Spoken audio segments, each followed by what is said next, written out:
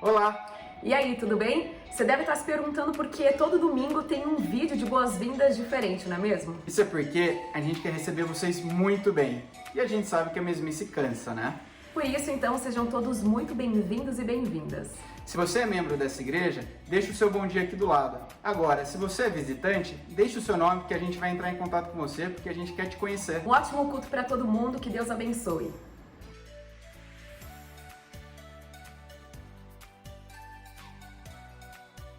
Olá, seja muito bem-vindo a mais um culto da Batista Fonte São Paulo. Você que nos tem acompanhado, finalmente estou de volta com minha digníssima esposa, Júlia. É bom ter você de volta. Ah, que bom, Né? fico muito feliz. Mas Andrei, obrigada aí pelo help nos últimos 2 domingos. Valeu. O Rodrigo e eu, a gente tá um pouco nostálgico essa semana, e daí a gente falou, vamos gravar no sofá, né, um lugar que lembra a gente de como a nossa igreja começou, né, foi nos reunindo na casa da Melina, do Fabiano, do Léo e da Mari, né. É verdade. Um tempo muito gostoso. Nas salas das casas. Né? É muito legal ver a igreja crescendo, mas também é gostoso lembrar como foi o início de tudo isso, né? Isso Então aí. estamos aqui e vamos começar então. Então, nosso nostálgicos louvor. desse jeito, comecemos o nosso louvor.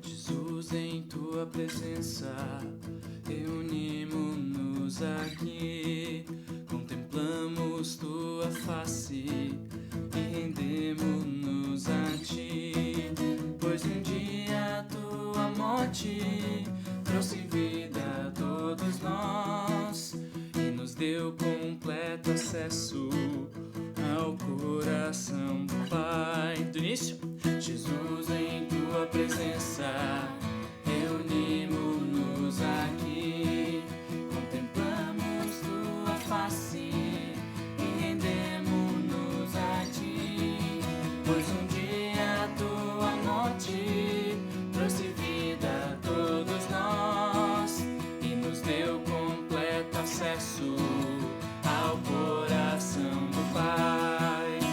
O véu que separava já não separa mais. A luz que outrora apagada agora brilha e cada dia brilha mais. Só pra te adorar e fazer teu nome grande e te dar o louvor que é devido. Estamos nós aqui. Do início, Jesus, em tua presença, reunimos-nos aqui, contemplamos tua face e rendemos-nos a ti, pois um dia a tua morte trouxe vida a todos nós e nos deu completo acesso ao coração do Pai. O véu que separava já não separa mais. A luz que outrora apagada agora brilha e cada dia brilha mais. Só pra te adorar e fazer teu nome grande e te dar o louvor que é devido. Estamos nós aqui.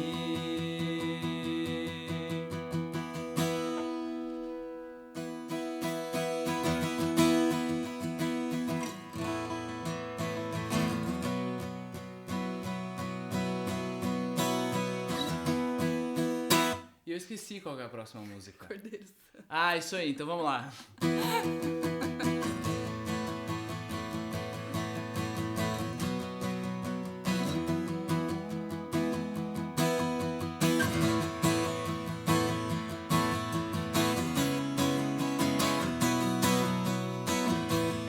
vivo. A tua cruz, o teu fardo, meu pecado apagou. E hoje tudo novo se fez.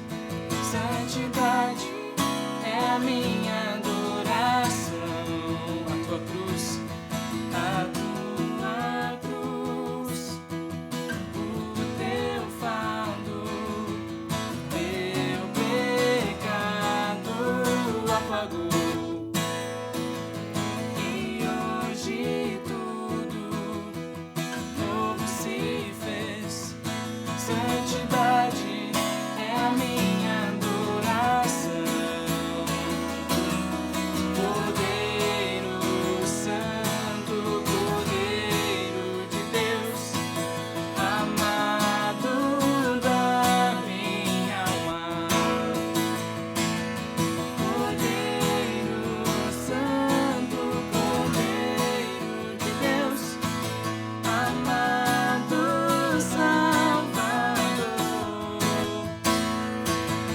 A tua cruz, o teu fardo, teu pecado apagou. E hoje tudo novo se fez. Santidade é a minha adoração. Cordeiro Santo, Cordeiro Santo, Cordeiro de Deus, amado da minha alma. Cordeiro Santo, Cordeiro de Deus, amado Salvador. Cordeiro Santo, Cordeiro de Deus, amado da minha alma. Cordeiro Santo, Cordeiro de Deus, amado Salvador.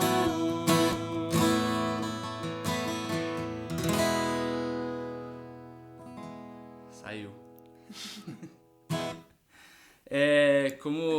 Como a Júlia comentou no começo, nós estamos um pouco nostálgicos nessa gravação e fazendo aqui de uma sala. E é muito interessante e é gostoso lembrar como a igreja começou, essas reuniões nas casas, os sonhos, nossa, né? Quando será que a gente vai ter algum lugar? Quando será que vai chegar mais gente? Era muito gostoso participar, e é muito gostoso poder participar da igreja, de toda a história, né? Tudo que tem acontecido. E por isso, no momento de oração de hoje, eu queria ter esse tempo para orar, agradecendo pelo que Deus já fez na história da nossa igreja, por tantas pessoas que passaram pela nossa igreja e por motivos diversos tiveram que sair, se mudar de São Paulo, mas que fizeram parte da nossa história.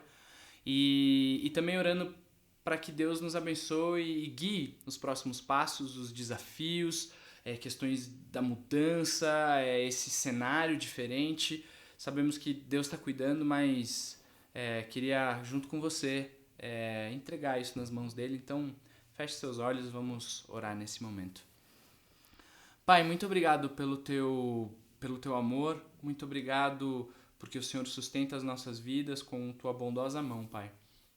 Eu te louvo pela vida dessa igreja, por tudo que o Senhor já tem feito na vida dessa igreja, na vida de cada um que está conosco nessa caminhada, por tudo que já vemos, Pai, na história dessa igreja, com a tua bondosa mão agindo, abençoando, cuidando, guiando passos.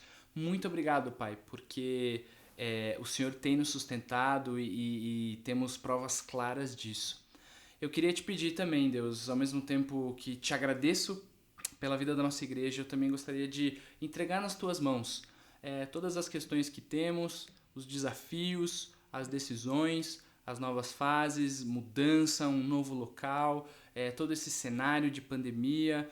Muito obrigado porque o Senhor já tem nos sustentado, o Senhor tem cuidado de nós e mais uma vez colocamos nas tuas mãos a liderança dessa igreja, a vida do Marcelo, a vida de cada membro, de cada família.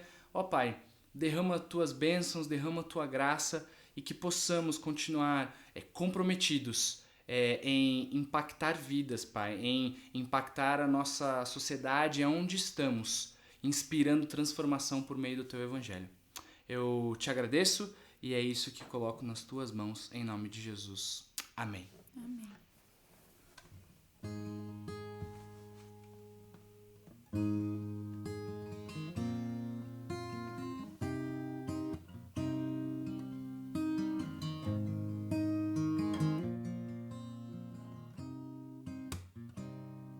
Maior amor que esse mundo conheceu, por minha cruz e até a morte ele sofreu, até te ver face a face, na tua graça viverei, confiarei.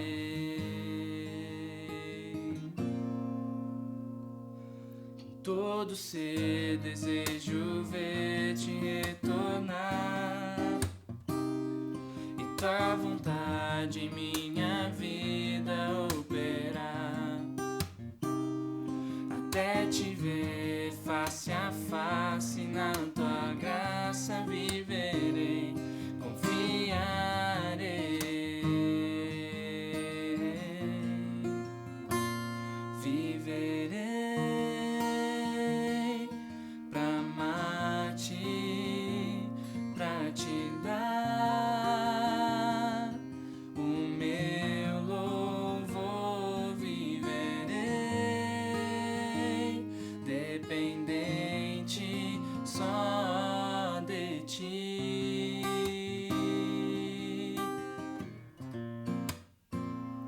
Foi tua voz que ordenou a criação, a mesma hoje fala ao meu coração, até te ver face a face, na tua graça viverei, confiarei. Viverei pra amar-te, pra te dar o meu louvor. Viverei dependente só de ti.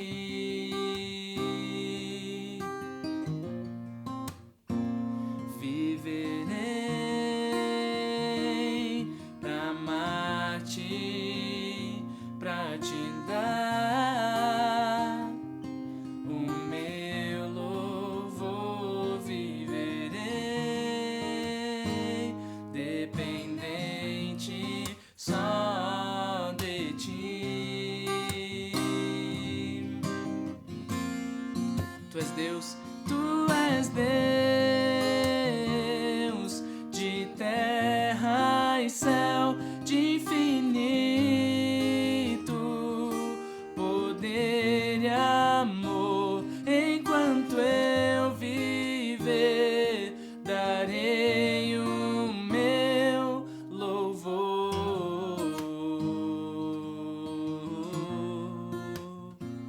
Viverei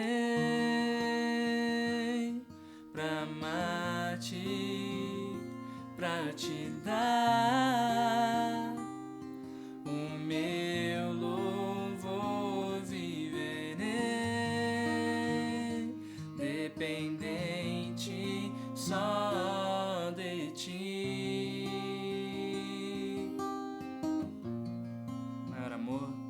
Maior amor que esse mundo conheceu, por mim na cruz e até a morte ele sofreu,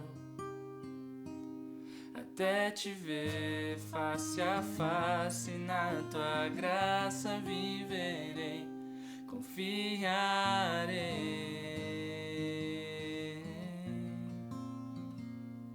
confiarei.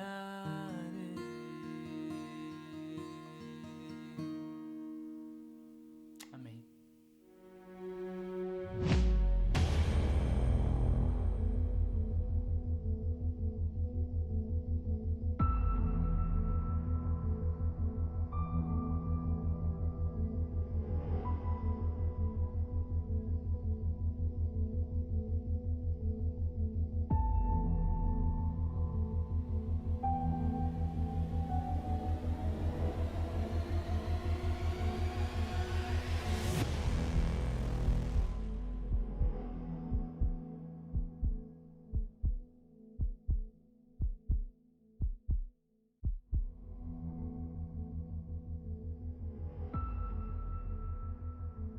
Olá, seja bem-vindo à Igreja Batista Fonte na cidade de São Paulo. Meu nome é Marcelo Betti, é um prazer para mim receber todos vocês aqui.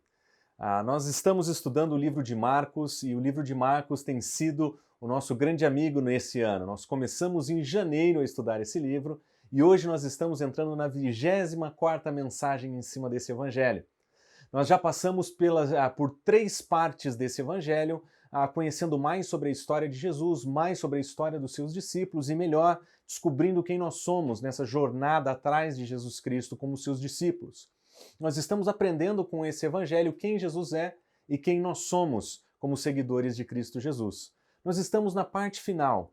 Nós estamos na parte, nos últimos momentos da vida e do ministério de Cristo Jesus, e nós estamos conhecendo o nosso Senhor mais de perto e conhecendo melhor ao que é que Ele espera de nós. Nós percebemos que Marcos tem um jeito muito interessante de contar os últimos momentos de Jesus Cristo, quando no capítulo 14, versículo 35, nós vemos ele delimitando momentos de uma noite para descrever aquela situação de perigo e perseguição que ele anunciava na sua mensagem no capítulo 13, 35. Ele diz, se é à tarde, se no meio da noite, no cantar do galho e pela manhã. E nós já percebemos que essas marcações de tempo usadas por Cristo Jesus ali naquele momento são usadas por Marcos agora para nos contar a história da última noite de Jesus Cristo. Nós já vimos o cair da tarde no capítulo 14, versículo 17, nós já vimos o meio da noite nos versículos 37 a 41, e nós já vimos a história do cantar do galo, com Pedro negando Jesus 3 vezes. E esses 3 elementos marcadores do tempo vão mostrando para nós como os eventos da prisão, sofrimento e morte de Jesus vão acontecer. Resta-nos apenas olhar a última delimitação dessa noite que Marcos está nos narrando, que vem com o título de Pela Manhã. É pela manhã que nós vamos começar a ler. No capítulo 13, 35, essa é a última parte apresentada, e o capítulo 15, versículo 1, o texto que nós começamos a estudar hoje diz, logo pela manhã. Esses são os últimos momentos da última noite de Jesus. A noite se encerra e inicia um novo dia, e nesse novo dia as ações contra Jesus vão crescendo e se tornando cada vez mais intensas.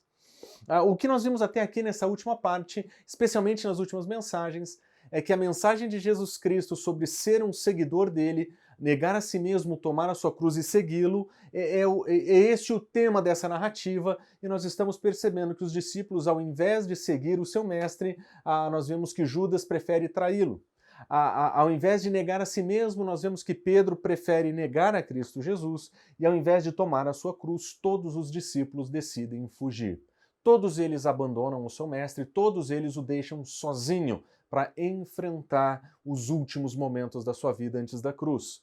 Jesus Cristo está literalmente abandonado, ele foi negado e ele foi traído, e os seus últimos momentos aqui no Evangelho descrevem essa sua situação nesses termos, e nós aprendemos com isso o que é que Jesus Cristo quer dizer quando ele diz, você tem que me seguir, você tem que negar a si mesmo. Na mensagem da semana passada, por exemplo, nós vimos como que Marcos nos ensina isso. Ele conta 2 histórias e apresenta 2 exemplos de alguém que nega a Cristo Jesus e de alguém que nega a si mesmo.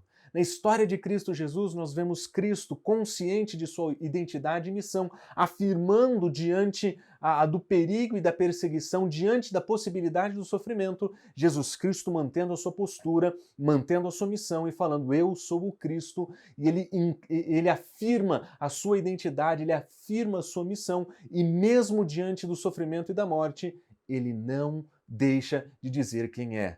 Ao contrário de Pedro, que pelo medo da situação, que talvez pudesse causar-lhe algum risco, ele prefere negar o Senhor Jesus Cristo. E nesses dois exemplos, nesse paralelo, nós entendemos melhor o que Jesus Cristo quer dizer quando ele disse, se você quiser ser o meu discípulo, você precisará negar a si mesmo. E negar a si mesmo não é uma ideia de somente desistir de coisas boas, não é somente a mudar o projeto da nossa vida para seguir o projeto que Cristo tem para nós.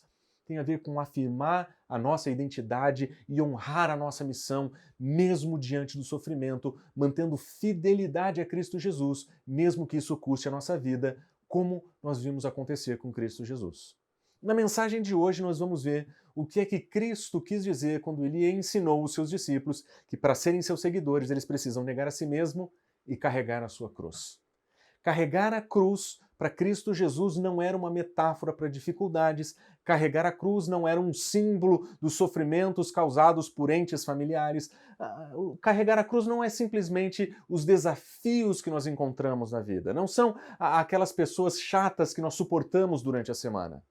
Carregar a cruz no ensino de Cristo Jesus significa literalmente carregar a sua cruz, é assumir sua sentença de morte, a morte para esse mundo, morte para essa vida, para seguir a Cristo Jesus no caminho para a Nova Jerusalém. E o que nós vamos perceber na história que Marcos vai nos contar no capítulo 15, a partir do versículo 1 até o versículo 39, é que a história, o modo como ele vai nos ensinar a carregar a nossa cruz, ele vai contar uma história cheia de ironias. Existe uma série de ironias aparecendo no texto, uma série de jogos de linguagem que chamam a nossa atenção e apontam para nós o que é que o nosso Senhor quis dizer quando ele nos ensinou a carregar a nossa cruz. Por isso eu gostaria de convidar você a abrir sua Bíblia em Marcos capítulo 15, a partir do versículo 1, porque nós vamos observar diversas ironias que nós encontramos aqui e que fazem com que esse texto tenha ainda mais um teor artístico, uma beleza intrínseca em meio a toda a dor e sofrimento que nós vamos encontrar. De um modo muito brilhante, Marcos vai contar, de um modo muito belo, a história da morte e sofrimento de Jesus. Nós veremos cenas fortes, nós veremos descrições difíceis do sofrimento de Cristo Jesus. Mas no meio de toda essa dor, no meio de todo esse sofrimento, Marcos vai nos mostrar uma pintura, uma arte de como ele consegue mesclar a verdades malditas pelos opositores de Cristo Jesus e como essas verdades que foram malditas e mal intencionadas são, na verdade, verdadeiras. Esse jogo de conceitos que Marcos vai fazer aqui é que vai chamar nossa atenção nessa mensagem. Mas vamos lá. Vamos observar como é que Marcos descreve a ironia que vem dos seus opositores. Os opositores de Cristo Jesus, no momento da sua prisão, no momento em que ele vai ser julgado e condenado, nós vemos os seus opositores se levantarem contra ele com testemunhos falsos, nós vemos eles se levantarem tentando encontrar algum tipo de falta que o pudesse levar à morte, e finalmente, quando eles encontram alguma coisa de razão à sentença, eles vão partir para a ironia contra Jesus Cristo. Eles serão irônicos, eles serão sarcásticos, eles vão zombar de Cristo Jesus.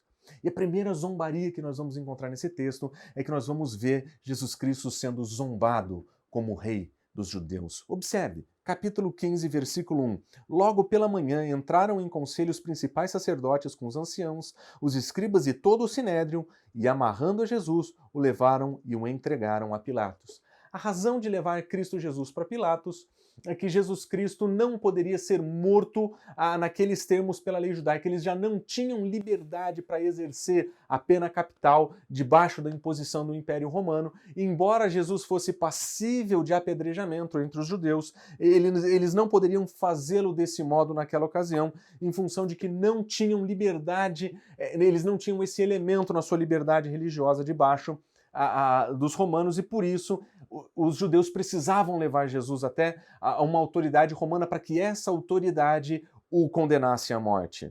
E Pilatos, quando o recebe, o pergunta: és tu o rei dos judeus? O texto não nos conta como a acusação foi feita ou como a apresentação foi feita. Nós não sabemos com detalhes, pelo menos, como que os principais sacerdotes se apresentaram a Pilatos. O que nós sabemos é que da boca de Pilatos aparece a percepção, ou quem sabe a acusação, de que ele estava sendo entregue como alguém que usurpava o direito de Roma de governar aquele lugar e de exercer domínio sobre aquelas pessoas. Versículo 3, nós vemos que eles faziam todos os tipos de acusação contra Jesus Cristo.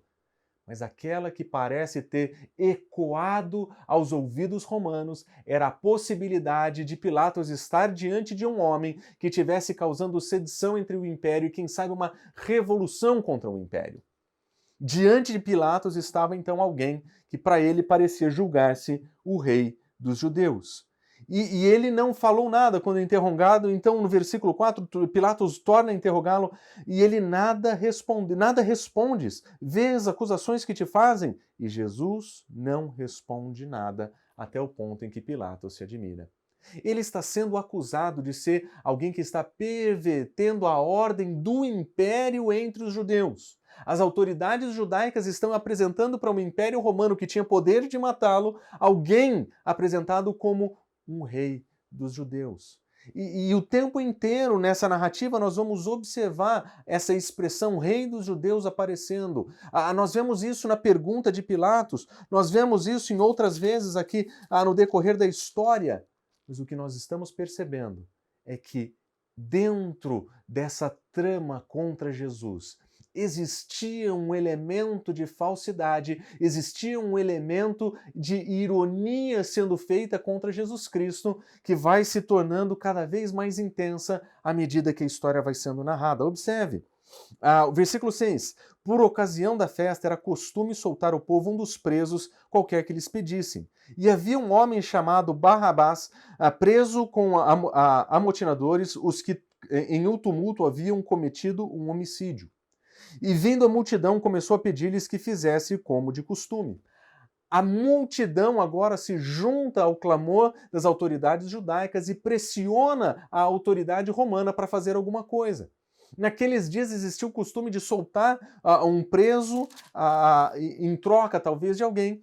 E aqui a multidão começa a pressionar Pôncio Pilatos para que ele fizesse isso.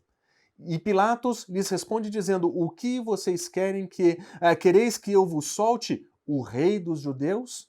Pois ele bem percebia que por inveja os principais sacerdotes o haviam lhe entregado.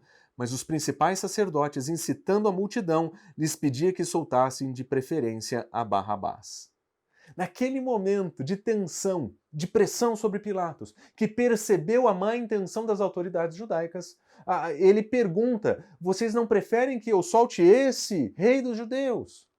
E vendo a crescente manifestação da multidão incitada pelas autoridades judaicas que preferiam o homicida, Pilatos fala mais uma vez: que farei eu então a esse que vocês chamam de rei dos judeus? Opa, existe uma mudança aqui.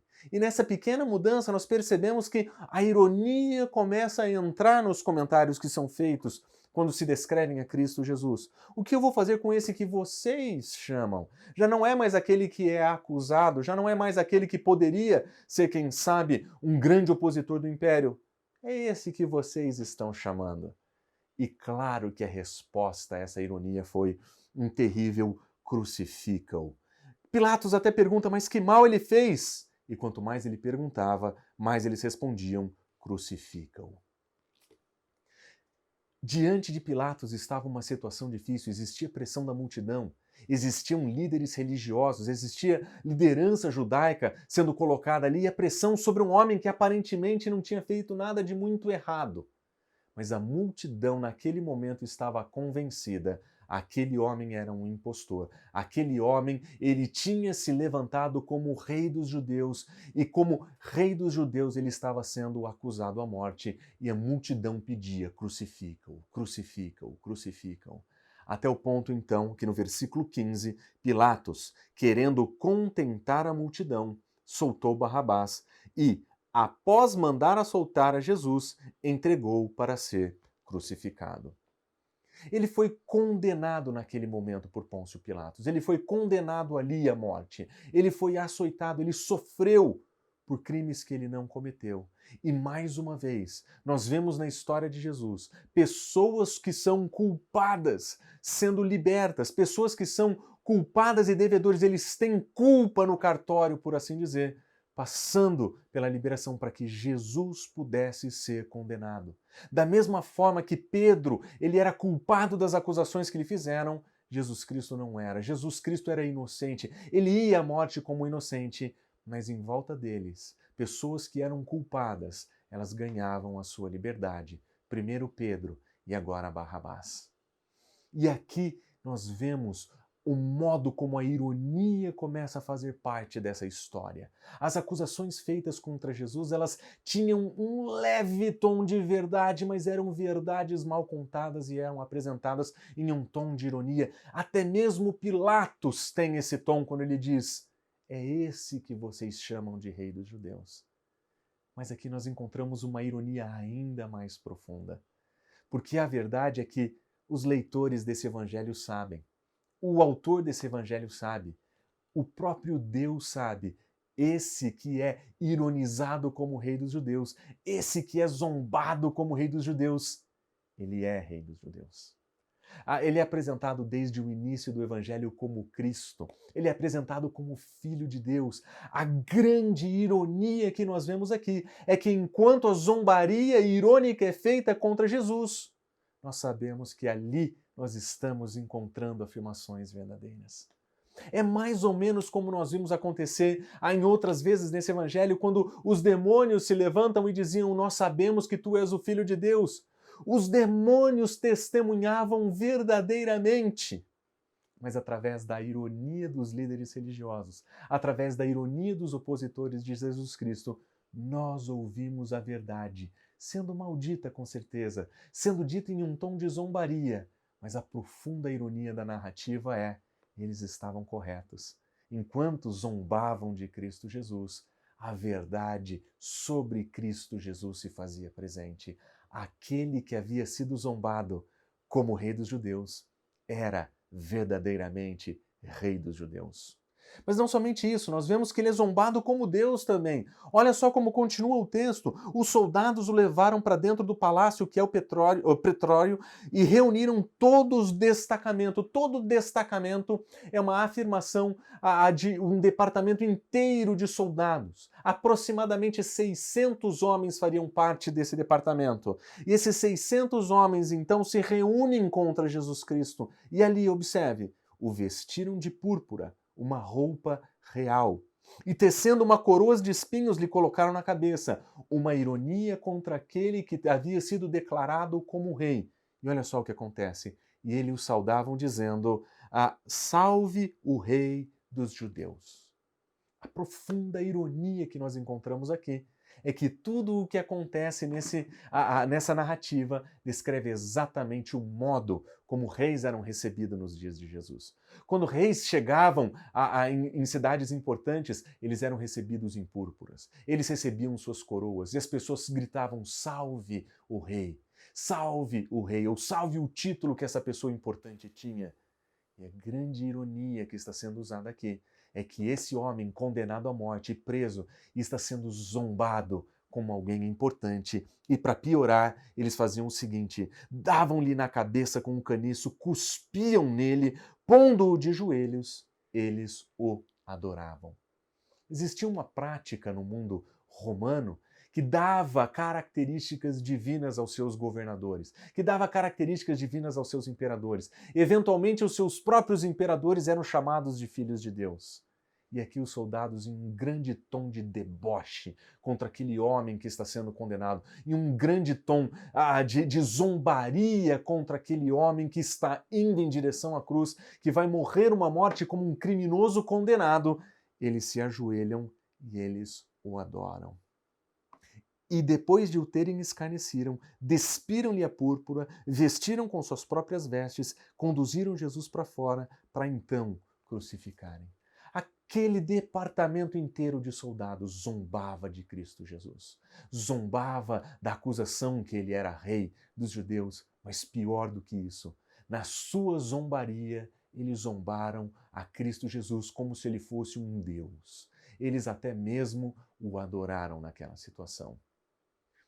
E a grande ironia da história é que o leitor sabe, o autor sabe, Deus sabe, esse que é zombado como Deus, ele é Deus entre nós, ele é Deus encarnado e manifesto entre nós, ele é aquele a quem Deus disse: este é o meu filho amado, é ele que vocês têm que ouvir. Nós sabemos que esse que está sendo zombado como Deus, ele é Deus, e a grande ironia dessa parte da história é que tudo aquilo que eles falam contra Jesus Cristo, com verdades malditas, eles afirmam a verdade sobre quem Cristo é. Ele é rei e ele é Deus. Mas ele não é somente zombado assim. Ele também é zombado como, quem sabe, uma espécie de salvador. Observe que a história continua. Jesus Cristo ele é levado ao Gólgota. Eles lhe dão vinho com mirra, mas ele não aceita, então ele é crucificado, repartem suas vestes, e quando ele é pregado na cruz, a acusação pregada na cruz, a acusação contra Jesus era: este é o rei dos judeus, e ficava escrito na sua própria crucificação, na sua própria cruz, a acusação contra ele. E naquela situação de vergonha, de sofrimento, dor, de exposição, Jesus Cristo está ali diante de multidões, diante de pessoas que o acompanharam para ver que ele realmente fosse crucificado e que ali ele encerrasse a sua vida. Nós vemos a história nos contando que os que passavam, versículo 29, blasfemavam contra ele, mareando a cabeça e dizendo: tu que destrói os santuários em 3 dias reedificas, salva-te a ti mesmo, desce da cruz. E de igual modo os principais sacerdotes e escribas escarnecendo diziam: salvou os outros e a si mesmo não pode salvar. Desça agora da cruz, Cristo, Rei de Israel, para que nós vejamos e creiamos. A zombaria contra Jesus estava bem clara. Nós ouvimos histórias suas que você salva pessoas, nós ouvimos dizer que você cura, nós ouvimos dizer que pessoas ressuscitam em volta de você, nós vemos histórias de que você expulsa demônios. Você que salvou tantas pessoas, por que que você não salva a si mesmo? Por que que você não desce da cruz? Porque se você descer da cruz, Rei de Israel, nós vamos crer. Nós vamos crer. Se nós vemos isso aqui, nós vamos crer. E a grande ironia de toda essa história é que aquele que é zombado como Salvador, ele é verdadeiramente Salvador. O leitor sabe, o autor sabe, Deus sabe, Jesus Cristo é o Salvador, e o meio pelo qual ele manifesta a salvação que ele oferece é por enfrentar essa morte, é por enfrentar esse sacrifício, porque ele sabe que a sua missão é ir à cruz e morrer no lugar de pecadores. Ele sabe que esse é o caminho da salvação, e a grande ironia que nós vemos aqui é que aquele que é zombado como Salvador é o único Salvador, é o único nome dado entre os homens que importa para que sejamos salvos. É o único que pode salvar, é o único mediador entre Deus e os homens. É ele em seu sacrifício que pode oferecer salvação. Nós sabemos. Os leitores desse livro sabiam, o autor sabe. E no meio de toda essa dor, no meio de todo esse sofrimento, no meio dessas descrições de sofrimento de Cristo Jesus, nós vemos a beleza da sua glória. Nós vemos o Rei, nós vemos Deus, nós vemos o nosso Salvador. E por meio dessas ironias que são usadas contra Jesus Cristo, nós encontramos a verdade sobre quem Ele é e nós encontramos a verdade sobre quem nós somos, porque Ele é o nosso Rei, Ele é o nosso Deus, Ele é o nosso Salvador. É a Ele que nós seguimos. E a grande ironia é que todo o mal que foi feito contra Jesus Cristo e toda a zombaria causada contra Ele, na verdade, manifestava exatamente aquilo que ele era zombado. Porque o homem zombado como rei era rei. O homem zombado como um Deus é Deus encarnado entre nós. E o homem que foi zombado como Salvador é o Salvador do mundo inteiro. Cristo Jesus está sendo apresentado em belíssimos termos, mesmo no meio da dor, mesmo no meio do sofrimento da cruz. Mas existe uma outra ironia, não somente a ironia dos opositores de Cristo Jesus, existe uma certa ironia na história, até porque nós vemos Cristo Jesus ensinar aos seus discípulos que seguir a Jesus Cristo significa carregar a sua cruz. E entre o momento em que Jesus é espancado por aqueles 600 soldados e o momento em que ele é levado para a cruz, nós vemos no versículo 21 uma pequena menção muito interessante. Nós vemos que obrigaram a Simão, o Cireneu, que passava vindo do campo, pai de Alexandre de Rufo, a carregar-lhe a cruz. Esse versículo não pode passar batido. Nós vemos Jesus Cristo ensinar, e ele diz, se você quiser ser o meu discípulo, você precisa carregar a sua cruz, voluntariamente, mas esse homem não. Esse homem foi forçado. Ele estava carregando a cruz, e o seu nome, de uma maneira muito interessante, e quem sabe até um pouco irônico, o nome desse homem é Simão, mas ele não era o Pedro. Ele não era o Simão Pedro, o discípulo que tinha dito, ainda que eu precise ir até a morte, eu jamais te negarei, eu jamais te abandonarei. Esse homem já fugiu, esse homem já não é mais encontrado. E a grande ironia do texto é que nós temos um completo desconhecido aparecendo na cena e carregando a cruz de Cristo Jesus, de uma maneira forçada. De uma maneira forçada. Isso que os discípulos deveriam fazer, esse homem é forçado a fazer. Não é voluntário, não é um discípulo. Uma triste cena do fracasso dos nossos irmãos. Uma triste demonstração do fracasso de Pedro e uma brilhante demonstração de ironia histórica sendo apresentada aqui. Simão, não o Pedro, carregando a cruz de Cristo Jesus. Mas tem um outro elemento muito interessante. Quando Jesus Cristo ele é crucificado, Marcos nos diz no versículo 27 que com ele crucificaram dois ladrões, um à sua direita e outro à sua esquerda. Mais uma vez, dois homens desconhecidos, um à direita, um à esquerda. E nenhum deles discípulos do nosso Senhor. Você deve se lembrar de João e Tiago, você não lembra? Que pediram para estar de lado direito e esquerdo de Cristo Jesus, e Jesus Cristo fala, vocês não sabem o que vocês estão pedindo. E agora nós vemos dois ladrões, um à direita e o outro à sua esquerda.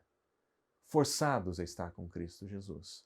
E eles estavam do lado dele, um à sua direita, outro à sua esquerda, mas eles não eram nem João, nem Tiago. Uma triste nota de fracasso dos discípulos, que deveriam ter carregado a sua cruz, que deveriam ter honrado o seu compromisso com o Mestre e mantido a sua fidelidade até as últimas consequências, mas não. É Simão, o de Cirene, que carrega a cruz. São ladrões que morrem com Cristo Jesus, porque os seus discípulos já não podem mais ser encontrados. E para piorar, esses dois estão do lado de Jesus. E no versículo 32, na segunda parte do versículo, nós lemos, os que também foram crucificados com ele, também o insultavam. Eles também participavam da zombaria. Eles estavam ali ironizando daquele que era incapaz de salvar a si mesmo. Aquele que era incapaz de salvar a si mesmo estava morrendo para salvar todos aqueles que, como nós, não podem se salvar. A grande ironia e tristeza desse relato é que aquilo que os discípulos deveriam ter feito, anônimos o fizeram. Outras pessoas carregaram a cruz. Existe um anticlímax acontecendo de uma maneira até um pouco dolorida de ver, porque o que nós esperaríamos era um grande movimento de fidelidade e devoção a Cristo Jesus acontecendo no momento mais difícil do seu ministério, mas completamente abandonado. Jesus Cristo está sozinho na cruz, cercado por zombadores. A tristeza dessa cena, a dor que nós percebemos nesse momento, não pode, por outro lado, ofuscar o triunfo da verdade nessa história. Existe algo maravilhoso acontecendo no decorrer dessa história que nós não podemos perder de vista. No meio de toda a ironia, no meio de todo o fracasso, no meio de toda a dor, existe um triunfo da verdade, existe uma clareza brilhante da verdade sendo apresentada aqui, que nós olhamos nesse texto e que nós não podemos perder de vista. Versículo 33, e à hora nona Jesus exclamou em alta voz, Eloi, Eloi, lama sabachthani, que quer dizer, Deus meu, por que me desamparaste? Jesus Cristo, ele estava naquele momento abandonado por todos os seus discípulos, ele havia sido deixado para trás e agora se encontrava sozinho na cruz, em volta dos seus zombadores, e naquele momento ele clama dizendo, por que me desamparastes? E as pessoas que estavam ali ouvindo isso disseram, vede, ele chama por Elias. E um deles correu a embeber uma esponja em vinagre e pondo-a na ponta de um caniço, deu-lhe de beber dizendo, deixai, vejamos se Elias vem tirá-lo. Mas Jesus, dando um grande brado, ele expirou. Jesus Cristo morre ali naquele momento. Ele entrega a sua vida ali. Aquele que é o Rei, aquele que é Deus, aquele que é Salvador, cumpre a sua missão. Ele cumpre a sua missão. E no meio de tudo aquilo acontecendo, nós vemos ainda um mau entendimento daquilo que está acontecendo. No seu momento de chamar por Deus, de clamar por Deus, no momento de sofrimento, ele ainda assim é mal entendido e eles acreditam que Jesus Cristo está chamando por Elias. Até ali, naquela ocasião, ninguém tinha entendido quem era o Senhor, qual era a sua missão e o que é que ele estava fazendo naquela cruz. Mas algo surpreendente acontece aqui e o triunfo da verdade se torna ainda mais intenso quando nós vemos o texto dizer no versículo 38, e o véu do santuário rasgou-se em duas partes de alto a baixo. Aquele véu que simbolizava a separação entre o Santíssimo e o Santo Lugar, aquele véu que separava o povo da proximidade de Deus, foi finalmente rasgado com a morte de Cristo Jesus, dizendo que agora todo e qualquer um tem acesso ao Deus através de Jesus Cristo, através da morte de Jesus Cristo. Qualquer um, não importa quem seja, tem acesso a Deus através de Jesus Cristo. Não precisam mais dos sacrifícios, porque o sacrifício perfeito foi feito. E agora, através de Cristo Jesus, existe verdadeira vida e verdadeira salvação. E o texto continua. E o centurião que estava à frente dele, um dos seus opositores, um dos seus algozes, alguém que provavelmente participou daquela zombaria contra Cristo Jesus, naquele momento, vendo que assim inspirara, ele disse, verdadeiramente este homem era o Filho de Deus.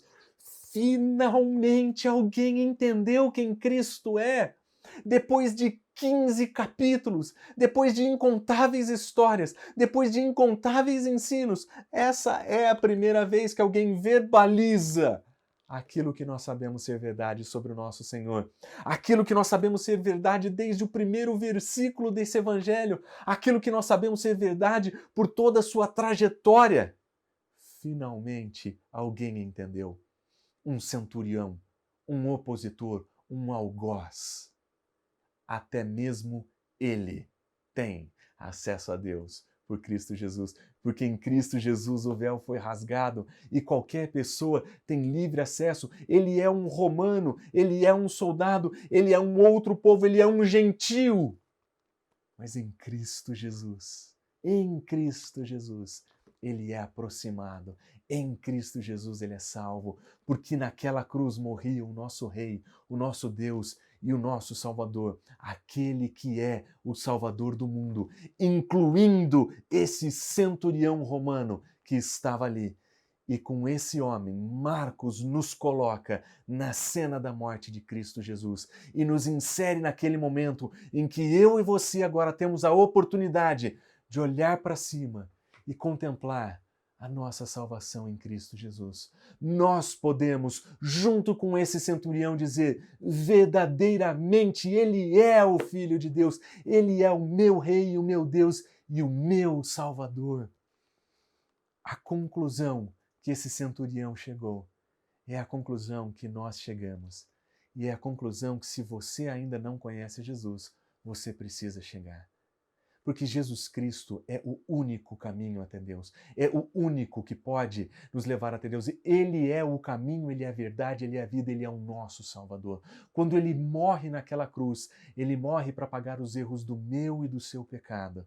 E é em Cristo Jesus que nós temos verdadeiramente vida. Nós temos vida verdadeira, vida abundante, vida plena, e nós experimentamos uma nova vida, uma vida cheia de novidade, de transformação, porque é isso que o Evangelho da Verdade causa. A verdade finalmente triunfa, a verdade finalmente se manifesta de modo claro, e todos podem ver, incluindo esse centurião romano, incluindo a mim e a você. Quando nós olhamos para essa história, nós finalmente entendemos: seguir a Cristo Jesus é negar a nós mesmos e carregar a nossa cruz com Cristo Jesus. E seguir a Cristo Jesus é levar uma vida como Ele levaria, é viver como Ele viveria, é interagir com esse mundo como Ele interagiria, é viver, andar e conviver com pessoas como Ele fez, cientes da nossa identidade, cientes da nossa missão, porque a verdade de Cristo Jesus triunfa na sua morte e alcança pecadores como eu e você. É isso que nós encontramos na história de Cristo Jesus. É isso que nós vemos por todo esse Evangelho. Esse é o grande ponto alto do Evangelho.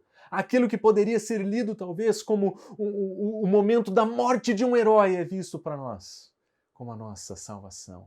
É lido por nós como a entrega do nosso Rei, do nosso Deus, do nosso Senhor, como um sacrifício suficiente para salvar a mim e a você. É isso que nós encontramos em Cristo Jesus e é a Ele que nós vamos seguir. Nós vamos seguir o seu modelo de vida, nós vamos seguir o seu modo de vida. Nós vamos levar uma vida nos moldes de Cristo Jesus, porque Ele é o nosso Salvador. Vamos orar?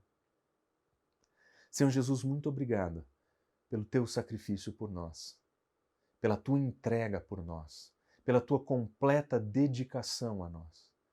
Na tua morte o Senhor nos deu vida, com teu sacrifício o Senhor nos trouxe nova vida. E hoje nós somos eternamente gratos ao Senhor.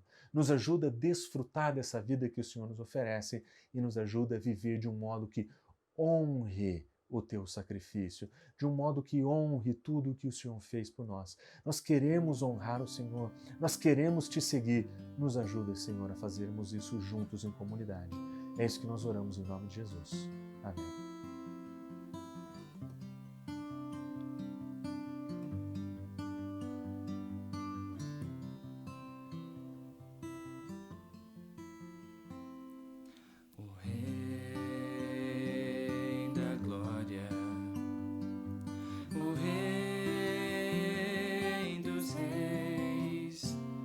Senhor dos senhores, soberano Deus, é Jesus, é Jesus, é Jesus.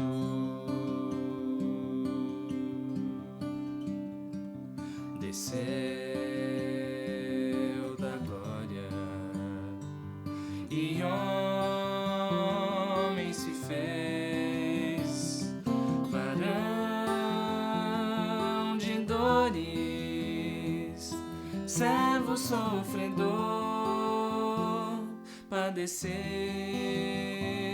sim, Jesus padeceu.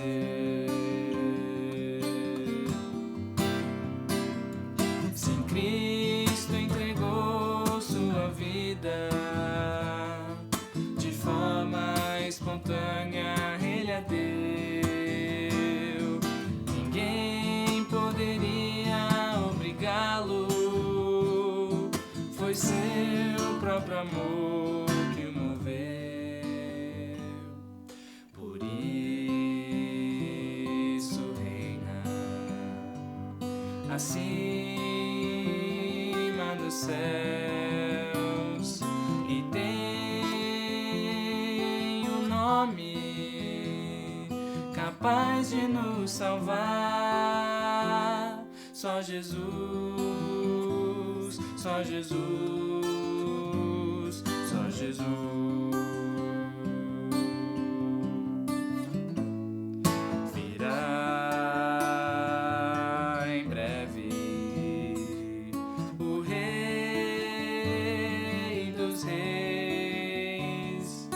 vestido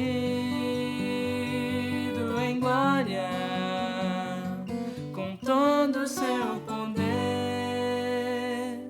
voltará. Sim, Jesus voltará. Virá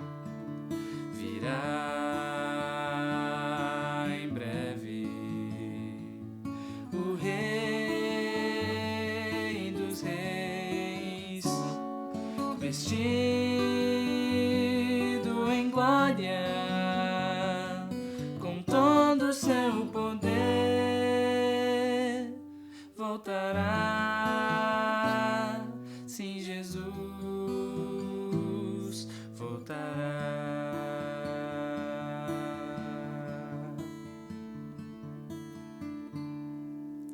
O louvor fica por aqui. Espero que você tenha uma boa semana e, se Deus quiser, nos vemos no domingo que vem. Tchau, tchau. Tchau, tchau. No desafio dessa semana, eu gostaria de reforçar aquilo que nós vimos nessa mensagem. Nós vimos o nosso Senhor, o nosso Deus, morrendo no nosso lugar pelo nosso pecado. E talvez essa seja uma verdade que você conheça há muito tempo. Talvez essa seja uma verdade que você tenha recebido na sua vida desde a sua infância. Mas deixa eu perguntar para você, qual foi a última vez que alguém ouviu essa história sendo contada por você? Qual foi a última vez que você proclamou essa verdade para pessoas ao seu redor? Porque essa é a mensagem que nós somos chamados para proclamar. Esse é o Evangelho da salvação. É esse o Evangelho que nós queremos proclamar. É essa mensagem que nós queremos inspirar transformação. É essa mensagem que nós somos convidados a apresentar. Essa é a nossa identidade, nós somos seguidores de Cristo. Essa é a nossa missão, nós somos propagadores desse Evangelho. E minha pergunta é, quando é que nós vamos fazer disso uma realidade nos lugares onde nós vivemos? Quando é que nós vamos levar essa mensagem, essa verdade para a nossa faculdade, para o nosso trabalho? Quando é que nós vamos assumir a nossa missão de fielmente levar a verdade de Cristo Jesus, ainda que isso nos cause sofrimento e dificuldades? O desafio que eu faço para você é o desafio que eu ouço nas Escrituras do Senhor fazer para mim, é de levar o Evangelho, proclamar a mensagem de Cristo Jesus. E o meu desafio nessa semana é que você ore pelo menos por uma pessoa e que para essa pessoa você crie coragem de falar de Cristo Jesus. Alguém próximo a você, alguém que talvez ainda não o conheça, mas que possa vir a conhecer a partir do teu testemunho e a partir da tua proclamação.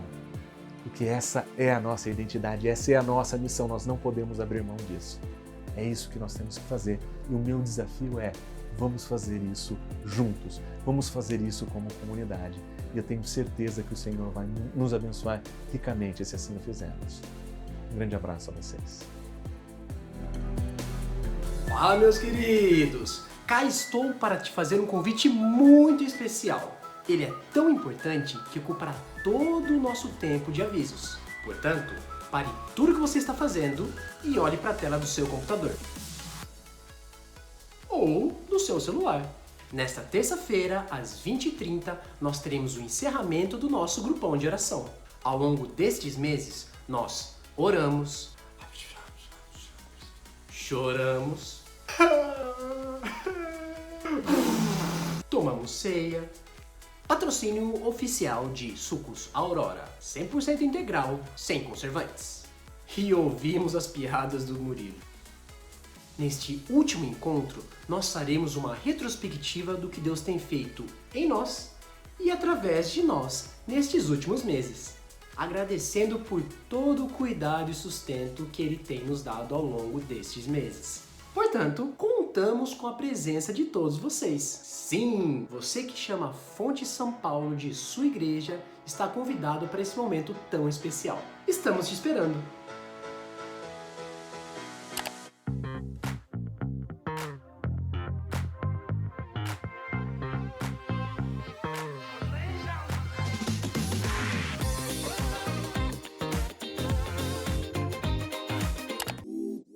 Boa semana a todos. E até domingo que vem. Fala aí, galera, até semana que vem, Deus abençoe a todos, tamo junto. Tchau, tchau, pessoal. Boa semana.